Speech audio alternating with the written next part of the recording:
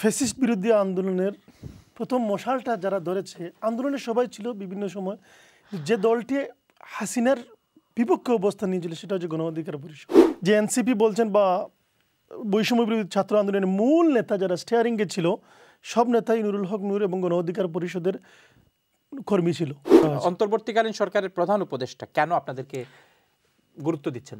সরকার মহল থেকে, বিভিন্ন মহল থেকে তারা ইনক্লুসিভ ইলেকশন করতে যাচ্ছে। ক্ষমতা দল, রাজনৈতিক দলগুলোও ইনক্লুসিভ ইলেকশন করতে যাচ্ছে। তারা কোনো না কোনোভাবে জাতীয় পার্টি এবং আওয়ামী লীগকে নিয়ে আসতে যাচ্ছে। সেটার সবচেয়ে বড় বাধা হচ্ছে গণ অধিকার পরিষদ, নুরুল হক নূর, রাশেদ খানের নেতৃত্বে যারা আছে, আমরা তারাই। তো এই সরকারের তো নিজেদের অস্তিত্ব নেই, অস্তিত্বহীনতা ভেবেছে। তাদের মাঠ পর্যায়ে কোনো লোক নেই। তারা এখন বিভিন্ন দলের সাথে লিভ টুগেদার করতেছে, অথবা কোনো না কোনোভাবে গিয়ে পর্দার আড়ায় গিয়ে থাকার চেষ্টা করতেছে। Blanket live together, this is true. Live together, অবৈধভাবে লিভ টুগেদার করতেছে রাজনৈতিক দলের সাথে। যেমন আপনাকে প্রথম প্রশ্ন করতে চাই যে প্রধান উপদেষ্টা 3টি রাজনৈতিক দলকে তিনি নিয়েছেন। এর আগেও আমরা দেখেছি রাষ্ট্রীয় বিভিন্ন কর্মকাণ্ডে বাংলাদেশের 3টি রাজনৈতিক দলকে সম্পৃক্ত করা হয়।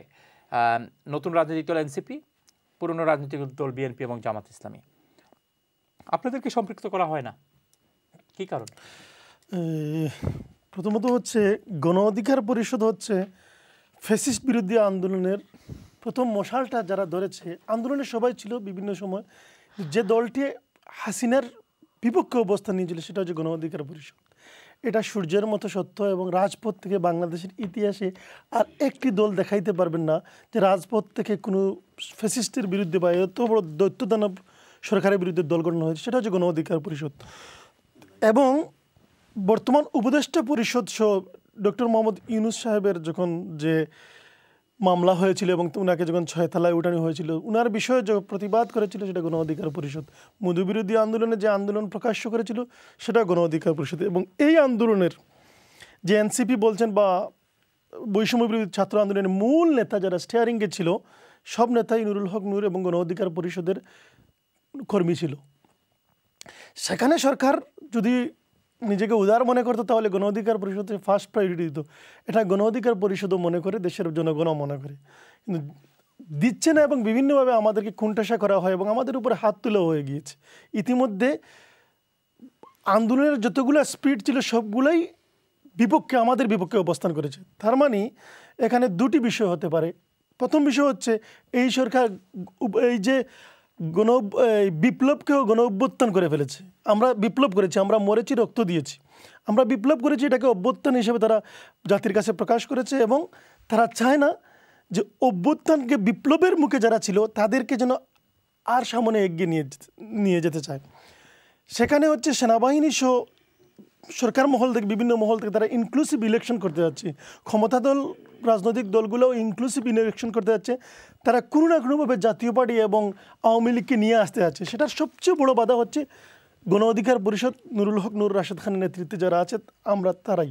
তো সরকার হতে যাচ্ছে বুদ্ধি দিয়েও পেছনে ফেলানোর জন্য, পলিসিগতভাবে পিছনে পালানোর জন্য। ইভেন তারা সাংবাদিকদের বিভিন্ন মিডিয়াতে বিভিন্ন সময় বিগিনিংয়ে তারা বলেছিল যে মিডিয়া যাতে হেডলাইন না করে গণ অধিকার পরিষদকে। এমনও আমাদের কাছে যারা উপদেষ্টা পরিষদে ছিল তাদের অনেকেই ছিল, যেমন যারা আমাদের কাছ থেকে নেতা হয়ে গিয়েছিল, তাদের মধ্যে থেকে একজন। দেখুন, আমি সরাসরি অন রেকর্ড এগুলা না বলেও যদি আমি বলতেছি ছিল এটা। এখন আপনারা তো আওয়ামী লীগের আমলে নেই, এখন তো নাম বলতে সমস্যা হওয়ার কথা না। না, সমস্যা না হলেও আমরা চাই না এই বিষয়গুলো একটা মেলোডি হোক।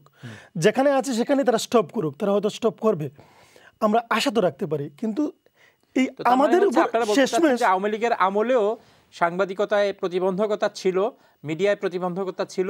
এই আমলে আপনাদের শিষ্যরা, জনাব নুরুর শিষ্যরা, আপনি বলছেন যে উপদেষ্টা, এবং তারাও একই পন্থা অবলম্বন করছেন। তাদের নীরবতা সেটাও বলে। কারণ হচ্ছে কি, আগে 100% মানুষ যেখানে স্তব্ধ ছিল, এখনও 40% 30% মানুষ, সাংবাদিকরা স্বাধীনভাবে কথা বলতে পারে না। এটাও সত্য, বাস্তবতা। তো তারা বিভিন্ন কৌশলগত কারণে আমাদেরকে পিছনে ফেলেছে, আজকেও ফেলেছে। এবং শেষমেশ তারা যখন আমাদের অবস্থান, আমরা মিডিয়াতে থাকি, কোনো না কোনোভাবে আমরা ফ্রন্টে আসতে চাই, কারণ আমরাও তো বিপ্লবের স্পিডটা ধারণ করি, তখন আমাদের উপরে হাত তোলা হয়েছে। আপনারা জাতি দেখেছে, সারা পৃথিবী, বিশ্ব অবাক হয়ে দেখেছে নুরুল হক নূরের মতো একজন নেতাকে রাস্তায় মারা হয়েছে। অন্তর্বর্তীকালীন সরকারের প্রধান উপদেষ্টা কেন আপনাদেরকে গুরুত্ব দিচ্ছেন না? আমাদেরকে গুরুত্ব না, বিপ্লবকে গুরুত্ব দিতে চাচ্ছে না, তারা অভ্যুত্থান হিসেবে নিতে যাচ্ছে এবং এটাকে হালকা করে লাইটলি নিতে যাচ্ছে। কারণ হচ্ছে কি ভাই, আমার ডাকে বা আমাদের ডাকে বা আমাদের বাইরা রক্ত দিয়েছে, আমরা বিপ্লব করেছি, আপনারা অভ্যুত্থান করেছেন, আমরা অ্যান্টি আওয়ামী লীগ, আমরা চাই না আওয়ামী লীগ ফিরে আসুক, এই সেনাবাহিনীর মাধ্যমে আসুক বা জাতীয় পার্টির মাধ্যমে আসুক, আমরা অ্যান্টি আওয়ামী লীগ। মানে Awami League means block, Bharat means block.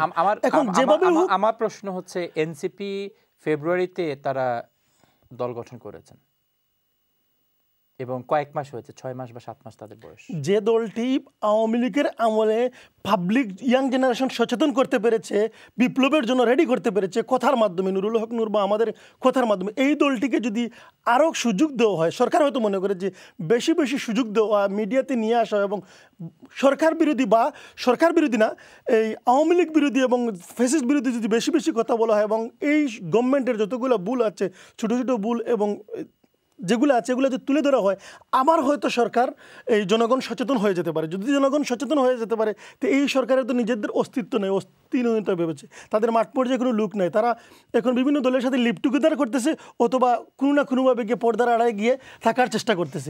Blanket live together, this is true, live together, অবৈধভাবে লিভ টুগেদার করতেছে রাজনৈতিক দলের সাথে, এবং তারা ব্ল্যাঙ্কেট শেয়ার করতেছে এই সরকার। এই সরকারের যদি এই বিপ্লবী গ্রুপগুলো যদি আবার ছাত্র সমাজকে সচেতন করে ফেলে, আবার নুরুল হক নূরের বকাল যেভাবে চলতেছে বা গণ অধিকার পরিষদের প্রতিষ্ঠা কর্মী ভারতের মতো কথা বলতেছে, যদি সচেতন হয়ে যায় তাদেরকে কয়েক মিনিটের ভিতরে হয়তো ফেলে দিতে পারে। যদি ফেলে দেয় তাহলে বিপ্লব হয়ে যাবে, এই সরকারের অস্তিত্ব থাকবে না। উত্তর পেলাম না আসলে এনসিপি কে গুরুত্ব দিয়ে আপনাদেরকে গুরুত্বহীন করার অর্থটা কি, সেটা আমি বুঝিনি। আরেকটা বিষয় হতে পারে এখানে হচ্ছে জি কে মেরে এই স্ত্রীকে শাসানোর মতো, মানে সরকার হয়তো বা আওয়ামী লীগকে ফিরে নিয়ে আসার জন্য আপনি লিভ টুগেদার, জি, স্ত্রী, সব পরিবার এখানে নিয়ে এসেছেন। কিপ ইন ফ্যামিলি, দেখেন ফ্যামিলির মতো দেখেন, এটা আমরা আমাদের ফ্যামিলি, আমরা রক্ত দিয়ে তাদেরকে দিচ্ছি, তারা আমার ফ্যামিলি, তারা এই কাজটাই করতেছে।